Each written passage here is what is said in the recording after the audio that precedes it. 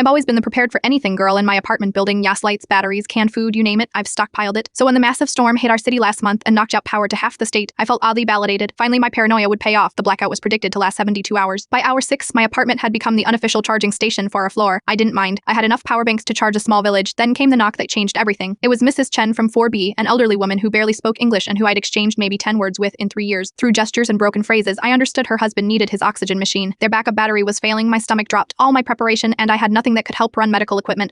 I tried explaining this, watching desperation fill her eyes as she understood. That's when I heard a voice behind me. I have generator in truck for work sites. It was Diego from 2A, the construction worker everyone complained about for coming home too loudly at 5 a.m. The guy management had tried to evict twice because some residents claimed his family was too large for a one-bedroom. Within minutes, Diego had rallied his teenage sons. They carried a massive generator up 4 flights of stairs in pitch darkness. I watched in awe as they set it up on the Chen's balcony, carefully running extension cords to the oxygen machine. How long will it run? I asked. Maybe 8 hours with fuel I have, Diego replied, wiping sweat despite the cold. But brother's coming. We take turns getting more gas. By midnight, our building's courtyard had transformed. Diego's brothers had brought 2 more generators. Someone else contributed a camping stove. Mrs. Patel from 3C organized a community meal, using defrosting food from everyone's freezers. I stood at the edge watching neighbors who had previously complained about each other sharing resources, translating languages, checking on the elderly. For 3 days, Diego's family kept those generators running, siphoning gas from their work trucks when stations ran dry. They never once used the power for themselves. Their apartment remained dark. When power finally returned, I brought coffee to Diego's door to thank him. His wife answered, inviting me in for a proper breakfast instead. Why did you help the Chens? I asked him as we ate. You didn't even know them. Diego looked confused. My mother needed oxygen her last years. I know the fear in those eyes. He shrugged. Besides, what good is knowing how to help if you keep it to yourself? I realized then that while I had been preparing to survive alone, Diego had been living with the understanding that true survival is communal. I'd spent years stockpiling batteries while overlooking the most powerful resource in any crisis, the people right next door.